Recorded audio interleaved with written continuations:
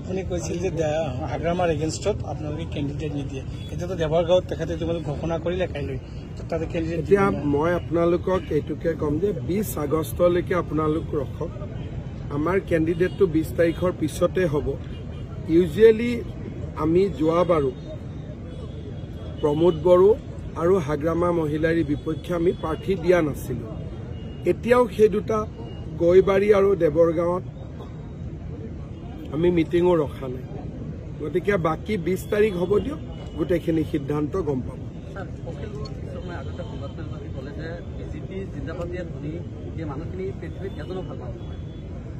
মই কি কম আৰু সবে ক'ব অখিল ভাল মানুহ নহয়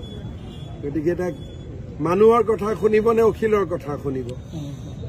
তেওঁ কৈছে বিজেপি গোটেই পাব্লিকখনে কৈছে জিন্দাবাদ আৰু পাব্লিকখন কোন আছিল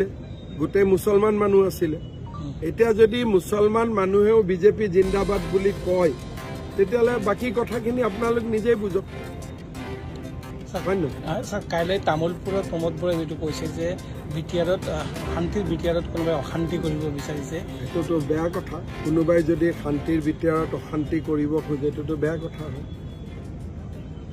হয় না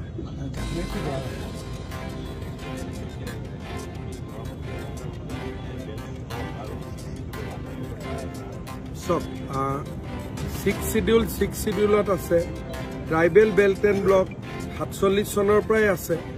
গতিকে মই ভাবো যে ইয়াত কোনো বিতৰ্কৰ কোনো স্কোপ নাই কিন্তু যেনেকুৱা তিৰাপত ট্ৰাইবেল বেল্ট এণ্ড ব্লক আছে ট্ৰাইবেল সংঘৰ লগত কথা পাতি আমি মৰাণ মটক আহোম তেওঁলোকে যাতে পট্টা পায় আমি তাৰ ব্যৱস্থা কৰি দিছো তেনেকে বালিপাৰা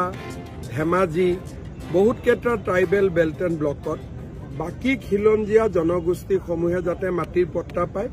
আমি তাৰ ব্যৱস্থা কৰি দিছো আৰু ট্ৰাইবেল সংঘয়ো তাত আমাক বিৰোধিতা কৰা নাই গতিকে অসমত যি হ'ব আলাপ আলোচনা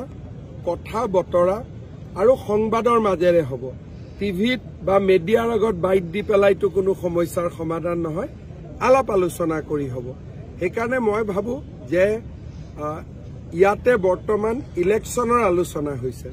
আলোচনাটো আমি ডাইভাৰ্ট কৰি বেলেগ ফালে লৈ যাব নালাগে স্যাৰ উদালগুৰি বাক্সা তামুলপুৰ আৰু চিৰাং আপুনি চাৰিদিন মিটিং কৰাৰ পিছত আপুনি কি ধৰণে বুজি পালে যিকেইটা সিটত মই মিটিং কৰিছো উদালগুৰিত 3টা তামুলপুৰত 3টা 6টা আজি চিৰাঙত 3টা 9টা যোৱাকালি বাক্সাত 2টা 11টা এই 11টাটো ঠিকে আছে কিন্তু মই মিটিং কৰিম গোটেই 40টাতে আৰু মিটিং শেষ হ'ব 20 তাৰিখে তেতিয়া আমি গম পাম যে কোট আমি জিকিব লাগে কোট আমি উঠিব লাগে আৰু কোট উঠিলেও নিজিকো বা উঠিলে জিকিম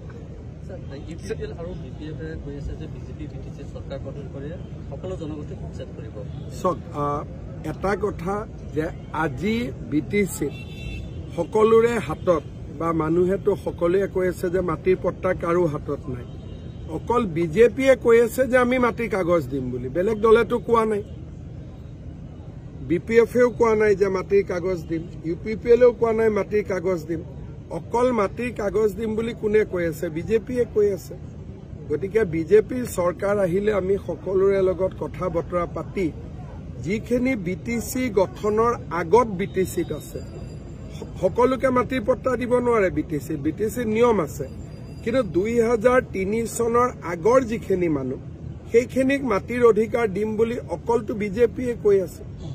স্যাৰ আপনি ভাষণত কৈ আছে যে প্ৰথম শ্ৰেণীৰ নাগৰিক আৰু দ্বিতীয় শ্ৰেণীৰ নাগৰিক এই ডিফিনেশ্যনটো আচলতে ৰাইজৰ মাজত অলপ এইটোতো ৰাইজে ডেফিনেশ্যনটোতো ৰাইজে কয় মোক আহি কয় অৰুণোদয় পোৱা নাই ৰাইজে আহি কয় ঘৰ পোৱা নাই যোনে পোৱা নাই তেওঁলোক দ্বিতীয় শ্ৰেণী এতিয়াওতো মই তাতে গলো সেইটোকে মোক কৈ আছে ৰাইজে গতিকে সাংবাদিকসকলক যদি মই বুজাব লাগে তেতিয়া কি হ'ব